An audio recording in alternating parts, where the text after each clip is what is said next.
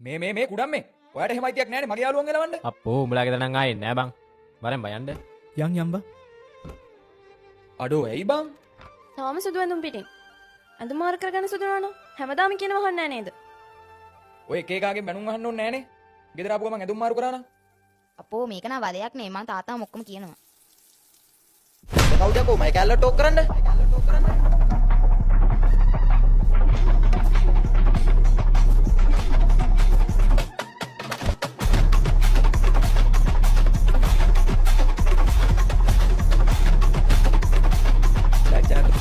තුන් දෙනෙක් එකතු වෙලා මේ තනි කොල්ලෙකුට ගහන්න.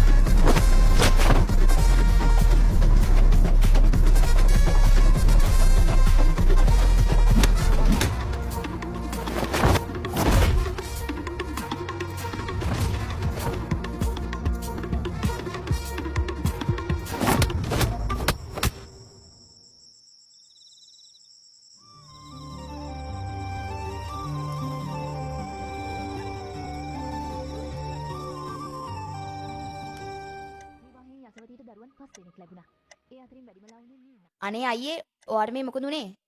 අනේ හැමතැනම තුවාලනේ. අනේ පුතේ මොකද උනේ? පුතේ ඔයාලා මට කොච්චර වෙනස්කම් කරත් මම ඔයාලට ආදරෙයි. මටත් පුළුවන් පුතේ දරුවෙක් හදාගන්න.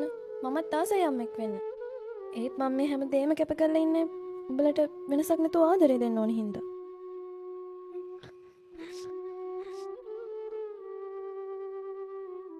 පුතේ මාත් හොඳට ඉගෙන ගත්ත කෙනෙක්. මාත් කැමති උඹලා හොඳ තැනකට යනවා දකින්න. ඒ මචං මොකද බං උනේ? ඔය රණ්ඩු වලට පැටලෙන්න යන්න එපා බං. උඹට කියලා තියෙනවනේ. කොහෙද ඉතින්? උඹ අපි කියන දෙයක් අහනවද? මං කිව්වනේ පුතේ මේ වගේ හොඳ යාළුවෝ ආශ්‍රය කරන්න කියලා. මාතු පාදං නමාමහං. අපි ගිහින් එන්නම් අම්මේ. අපි ගිහින් එන්නම් අම්මේ. මොහකගේ සුමන ලබා සැපට නිදන පුතේ ඔබටත් මට මෙන් තනිකම දැනෙනවාද පුතේ ඔබෙන් සිඟීති පුතේ